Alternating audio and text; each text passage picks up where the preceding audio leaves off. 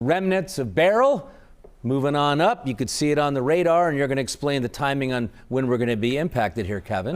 Probably this time tomorrow evening and night. Stuff will be a little busy out there on the radar. It is it's a tornado threat and a rain threat is what we're worried about with this system primarily. So here's a look at the weather map tonight. You can see it's still spinning its way through East Texas tonight. It does have a little less in the way of tornadic activity with it, but there are still yet some tornado warnings associated with this storm. So this is going to be an interesting one to watch as it moves up the Mississippi River Valley and into the Ohio River Valley tomorrow with its associated threats, primarily, again, locally heavy rainfall and to some degree a tornado threat with it. So Beryl's just a depression right now, not much wind left with this system, but you can see the track takes it into southwestern Indiana and then across the Hoosier State and into northwest Ohio. Location is everything, and whenever you're on the right side of these storms, there tends to be a lot of spin in the atmosphere.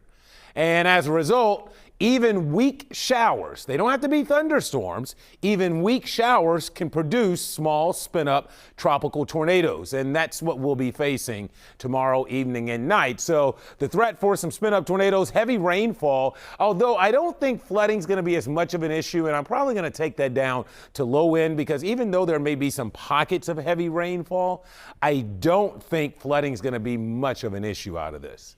All right, here's a look at Futurecast. No worries tonight. Tomorrow, steamy sunshine through some high clouds. We could begin to see a few showers as early afternoon, but it's really going to be late afternoon into the evening when the threat for severe weather will begin to arise. These will likely be locally heavy downpours, but probably not severe, but this is likely to be severe here.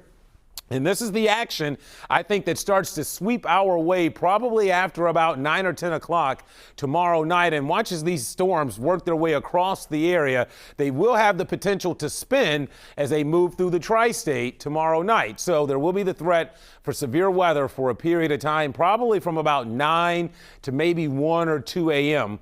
is what I'm thinking right now. And then once that sweeps out of here, we'll be left with some clouds and maybe a few showers on the day on Wednesday. All right, we're at 80 here tonight.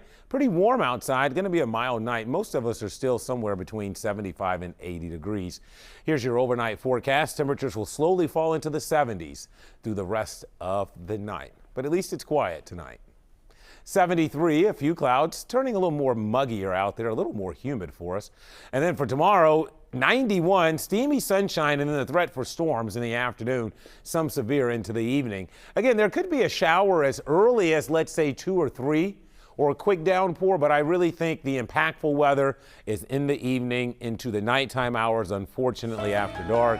And some of those showers linger into Wednesday, Mike, before we heat things up a little bit going into the weekend. All right.